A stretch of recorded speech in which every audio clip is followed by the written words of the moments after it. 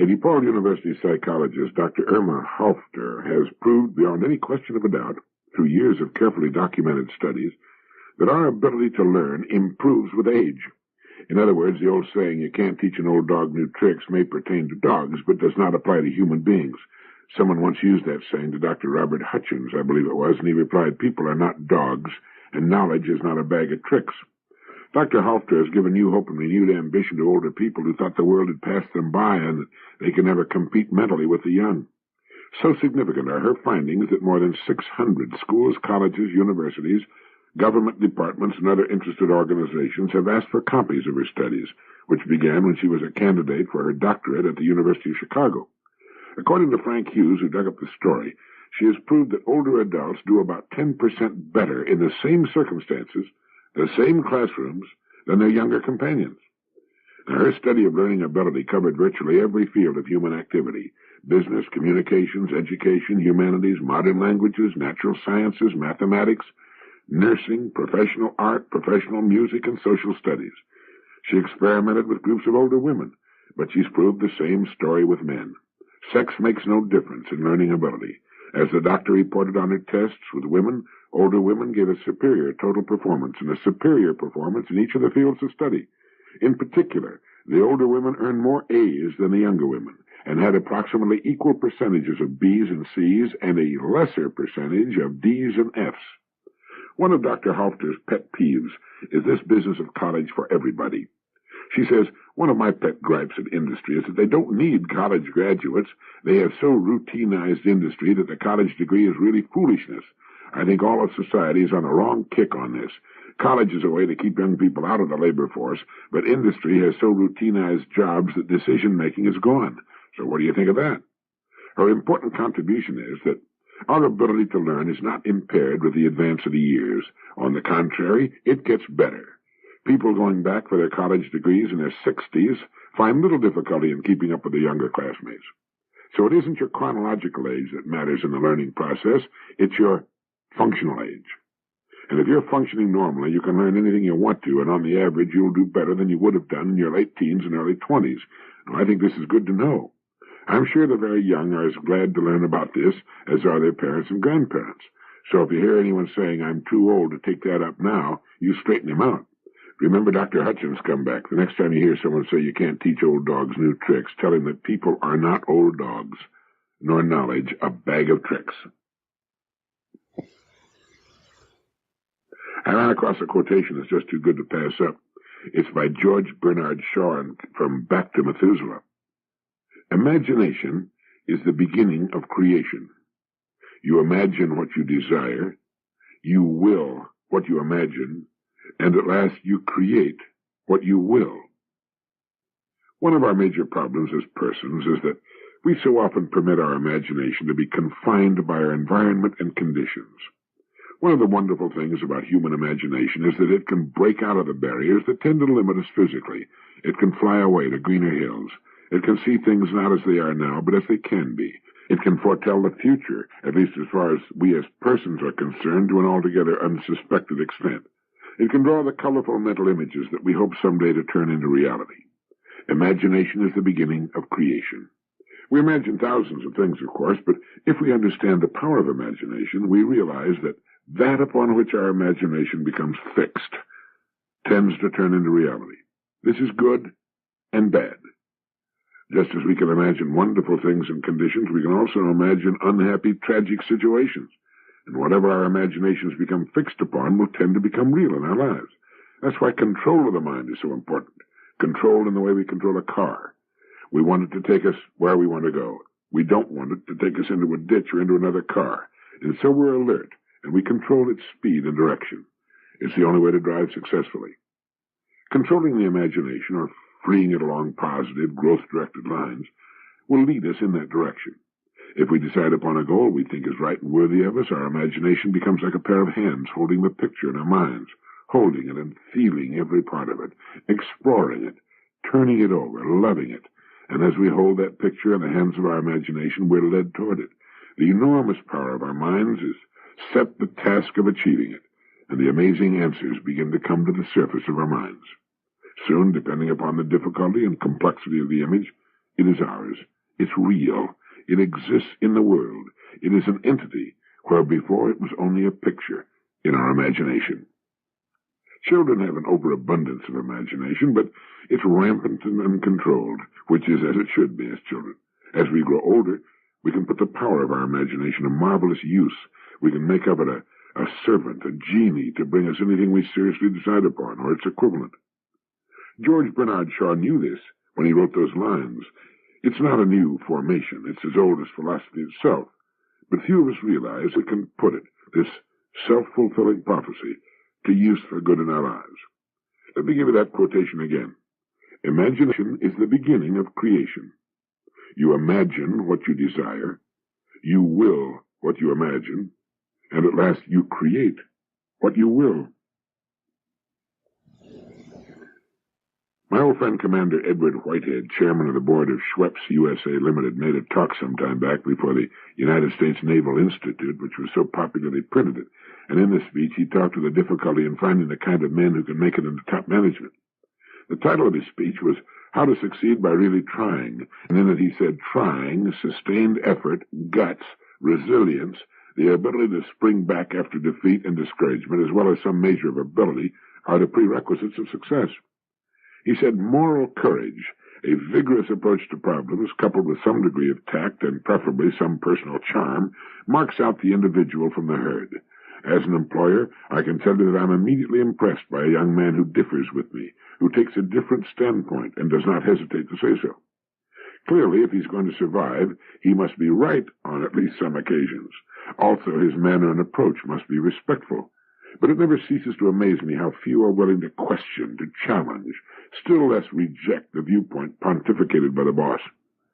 In the BBC broadcast Talk on Management Succession, his late boss, Sir Frederick Hooper, Commander Whitehead said, who is regarded as something of an expert in this field, referred to the difficulties of finding the right men to succeed in top management.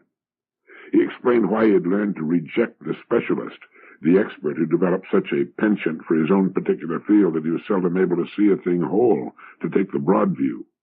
Even the all-rounder, the solid, reliable, capable administrator who ponders each and every problem and eventually comes up with an answer that is probably right, is not the man for top management, he said. The best candidate is likely to be the difficult, intractable fellow who gets under the skin of those above, below, and around him. The chap with insatiable curiosity, who challenges accepted notions, who will never accept anything, who always asks questions and wants to know if there might not be a better way. The Spanish adjective simpatico cannot be translated directly into English, but the man who can be so described, and who also possesses sensitivity and empathy, is certainly a jump ahead of the field. The capacity to get quickly on terms with the other person, to tune in on his wavelengths, to be able to judge his reactions to what you say is an invaluable attribute. If you have it, you know at once how far you can go, whether to suggest, persuade, flatter, cajole, or beat him over the head. This tells a young man full of steam and ideas how far he can go in forcing them upon a reluctant boss. The extent to which this quality is present is immediately conveyed to the man whose opinion you're trying to influence. If it's there, if he feels that you are simpatico, he will listen and be disposed to do what you want him to do. Some ideas on how to get to the top, or how to pick people for top management jobs. The best candidate is likely to be the difficult, intractable person who gets under the skin of those above, below, and around him, the person with insatiable curiosity, who wants to know if there might not be a better way. Many people, seeing Commander Whitehead in the well-known television commercials, do not realize that behind that famous beard and rich British accent is one of the finest minds in modern business management. His success in introducing his product to the world outside of England, Schweppes Tonic, is legendary. In his talks, he stresses the need for vigor, physical and mental. Feats of creative genius have been performed by ailing men, he said, men who were barely alive. But ordinary mortals cannot hope to emulate genius. For us, it's fair to assume that we can do a good day's work only when we're fit. The mind is a part of the body. It is all of a piece. And only if the body is in good shape does the mind continue to initiate things and function to maximum effect. Going further than that, prodigious efforts, great works, can only be done by a man with a superabundant energy and vigor. This comes sometimes as a gift from God, but if that is not the case, only hard work, years of discipline, years of training will produce the same effect. He goes on to say, personally, I can't even pretend to function efficiently if I'm feeling under the weather. I know, however, that when I'm in normal health, I function almost aggressively, laying about me in all directions at quite a pace. It's tough on my staff, but it gets things done. This vigor stems, I think, from being fitter than most of my contemporaries, and it's not happened by accident. I train for the job. Moreover, I promised myself many years ago that, God willing, I'd live to reap the benefits of my labors. My experience, he goes on to say, indicates that considerations of this kind arise too frequently when it's too late, when a man has exhausted his reserves by years of abuse. Beyond a certain age, it is too late to repair the damage. I attach enormous importance, he said, to this attribute for reasons closely connected with that vital characteristic, resilience, the ability to spring back after defeat. A man needs vigor to stay the course. He must be bursting with it to enable him to ignore setbacks, disregard discouragement, and rise above inevitable deterrents to action, the sheer inertia or the indifference of others. Only a man of vision, which is an unquenchable spirit and immense vigor, will press on with his cause in the face of the apathy of those whom he is trying to persuade. Any person who has set out to achieve something that he considers to be worthwhile, whether it be a sacred cause or a personal ambition, will know exactly what I mean. Well, I could not agree with him more. Getting a good idea across to others, getting it implemented, getting it from the idea stage into concrete expression is one of the world's toughest jobs, and it takes a person in good physical condition to do it. As a general rule, people in top management positions are in surprisingly good condition. Dr. Gene Mayer, professor of nutrition, Harvard University, in a speech before the Charles Allen Thomas Science Symposium in St. Louis, pointed out the sad fact that the United States is constantly slipping with respect to the rest of the world for the average remaining lifetime for men at age 40. We've gone from 11th in 1966 to 40th and 9th to 23rd for women. And of all causes of death, cardiovascular death is the big problem. 1 million such deaths in each of the past 3 years, with 3/4 of these having been coronaries. That for almost half of our men in the 40 to 60-year range, death as a result of heart disease, means that we have returned unwittingly to the days of the great pandemics, like the great plagues of the 14th century, when 1/4 or 1/2 of the population died of one disease. And this American phenomenon is probably a preview of what will happen in all industrial societies eventually. Dr. Mayer went on to point out that among causes of cardiovascular death and crippling, obesity is the major factor, as it is with diabetes and liver disease. Obesity is a complex syndrome where genetic and environmental factors interact, and in some cases, traumatic factors are also involved. Our studies show that it can be due to disturbances in the function of regulatory mechanisms, of which the better known are situated in a part of the brain known as the hypothalamus. We're beginning to understand the mechanism of action of these centers well enough to imagine the possibility of a magic bullet depressing the action of the so-called feeding centers.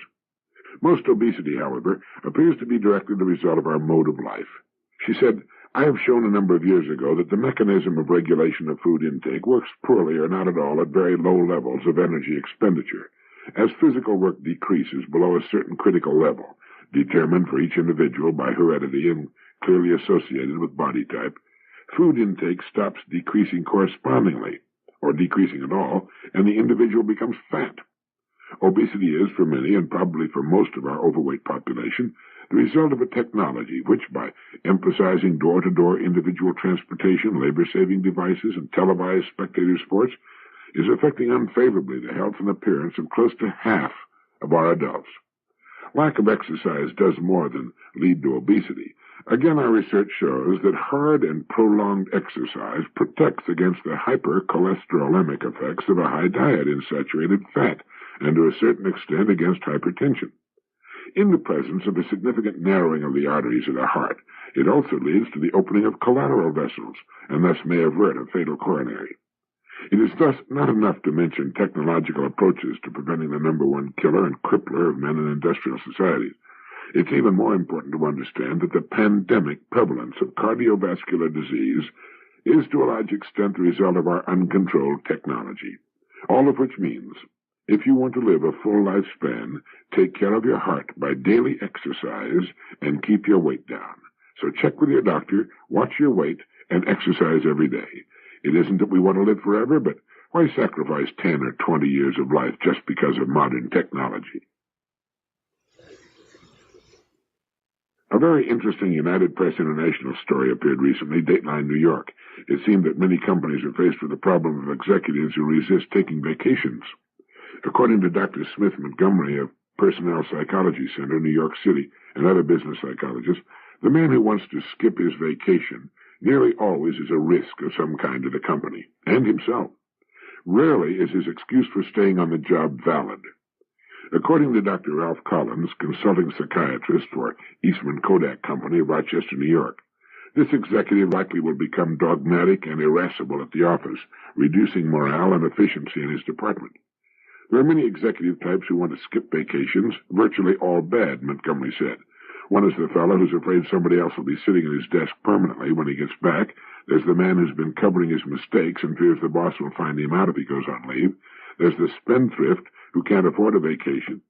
Often he covers up by pretending the company can't spare his services. He manages to have some large project on hand to look after during vacation season. There are those who really think they're indispensable, that the department couldn't get along without them for a few weeks. Another is the fellow who has a business of his own on the side which he can't leave. If he can't get away for a trip, he can't see any sense in taking leave from his regular job either. And finally, there's the occasional till-tapper. He's the one who has been doing some stealing and juggling the books and is afraid a surprise audit during his absence would mean prison. Employers are not entirely blameless for this vacation problem, said Montgomery. Business psychologists now and then encounter employers who intimidate employees into not taking vacations in order to save the cost of extra summertime help or to avoid losing the sales or services of a valuable employee. This is a good way to lose him permanently. I've known businessmen who refuse to take vacations on the theory that they just can't get away, but I've never known of a really valid case.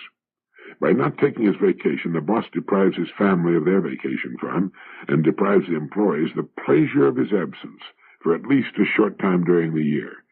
As to being indispensable, that's so much papaya juice. Nobody is indispensable, as much as he might like to think he is.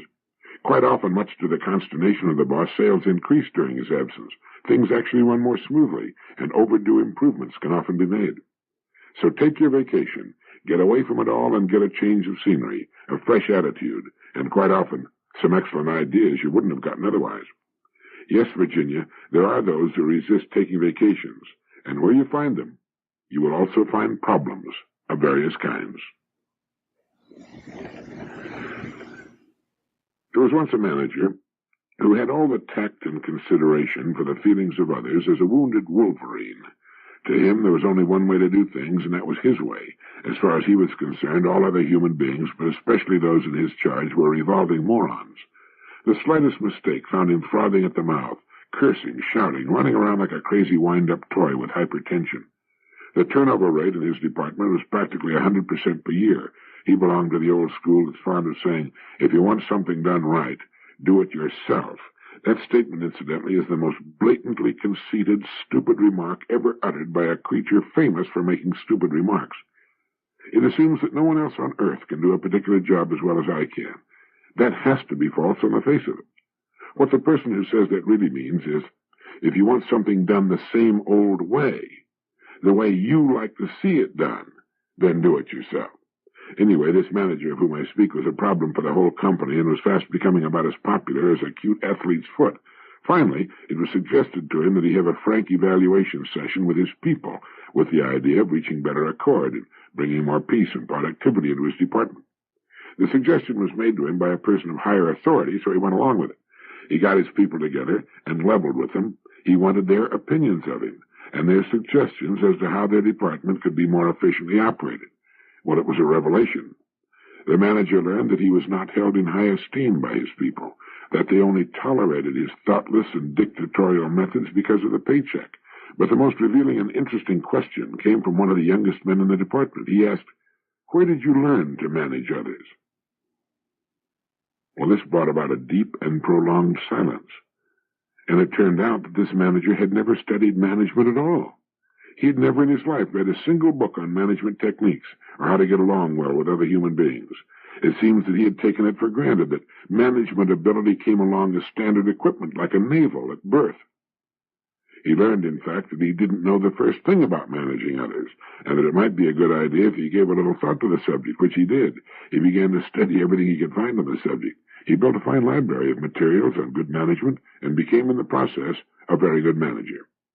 The turnover in his department dropped to normal, people walked around smiling and whistling for a change, and productivity soared. The moral of the little story is that if you're a manager, have some frank, no-holds-barred evaluation sessions with your people. Tell them that what they say will have no effect on their jobs, and then listen. Getting along well with other people is still the world's most needed skill. With it, there's no limit to what a person can do. We need people. We need the cooperation of others. There's really very little that we can do alone. A really good novel is a rare and wonderful thing. We look forward to getting back to it, and we hate to put it down. Even though we rush through it, we hate to see it come to an end. You'll occasionally hear someone make the comment that he reads only non-fiction. In non-fiction, we seldom see the real truth, as far as people are concerned, except for those books about people written by experts. It is in fiction that the truth may be told. We can easily speak the deepest truth about ourselves when we're putting the words in the mouth of a so-called fictional character. Fictional characters can do or say anything, and we are safe and can say, well, it's only fiction. About the novel, Henry James wrote, "The advantage, the luxury, as well as the torment and responsibility of the novelist is that there's no limit to what he may attempt as an executant, no limit to his possible experiments, efforts, discoveries, successes." This is what makes writing a novel so exciting a thought to so many people. There's simply no limit as to what may be attempted. But, and this is the but that usually stands between the so-called novelist and his readers. Henry James also said, "The only obligation to which in advance we may hold a novel, without incurring the accusation of being arbitrary, is that it be interesting." To be interesting, there's the rub, because to be interesting, you've got to be good. You have to write in such a way that the words themselves, the little black marks on the printed page, disappear, and only the thoughts and ideas and action and the drama, the smoothly flowing dialogue come through. The legend at the beginning of a good novel, the disclaimer about the characters being fictitious and any resemblance to persons living or dead being purely coincidental, is, of course, so much hogwash. The characters are not fictional. They're real. They are people we've met many times or read about in our daily newspaper. Novelists take their characters from real life, changing only the names and places to avoid suit for libel, not for misrepresentation, but for all too accurate a picture of the real person. To get an education, we've got to read a great deal of non-fiction. To be a successful writer, one needs reference books of various sorts, the more the better, all of which are non-fiction. Most of our reading is non-fiction, and that's fine. But if you've never tried good fiction, or have gotten out of the habit of reading good fiction, try it again. I had a letter the other day from a woman, a widow who lives in the South. She said she found much of her existence rather bleak. Good fiction will bring a whole new, exciting, colorful world into our lives. The person who loves books is never very lonely for long. The pages of his books are filled with interesting people who wait his pleasure, ready to entertain at a moment's notice. Yes, a really good novel is a rare and wonderful thing. I've finished 3 excellent novels in the past couple of weeks, and I always keep a couple in my briefcase when I travel. In Saul Bellow's excellent novel, Mr. Samler's Planet, published by Viking, he writes, "Underneath there persists, powerfully too, a fixed sense of what is normal for human life. Duties are observed, attachments are preserved. There is work, people show up for jobs. It's extraordinary. They come on the bus to the factory. They open the shop, they sweep, they wrap, they wash, they fix, they tend, they count, they tend the computers. Each day, each night. And however rebellious at heart, however despairing, terrified, or worn bare, come to their tasks. Up and down in the elevator, sitting down to the desk, behind the wheel, tending machinery.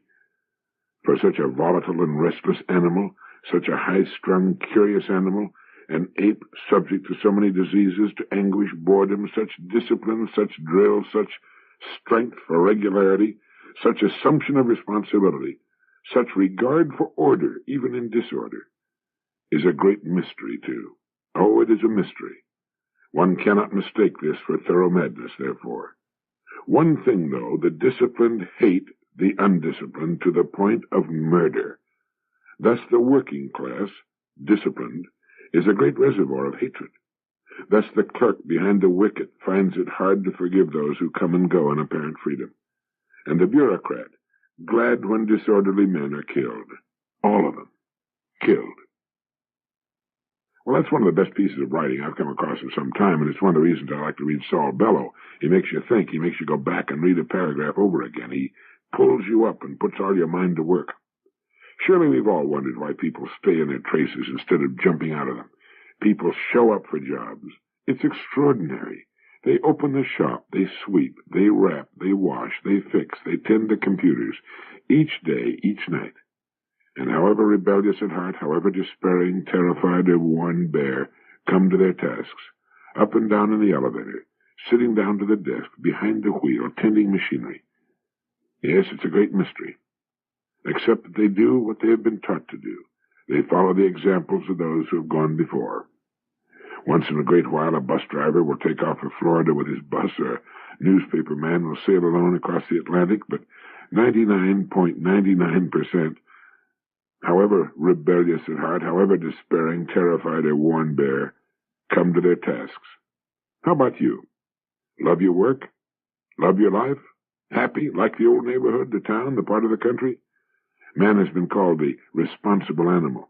As a rule, he sticks with his family, his friends, and his work, and tries to find meaning in it all. And it's a good thing he does.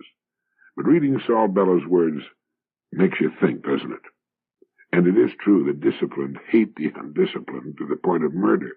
Thus the working class, disciplined, is a great reservoir of hatred. And the clerk behind the wicket finds it hard to forgive those who come and go in apparent freedom. In a great city, you see the teeming millions working in such order, commuting to and from work, tending their families and mowing their lawns and shoveling snow without question. It's marvelous. And it is a mystery, isn't it? Thank you.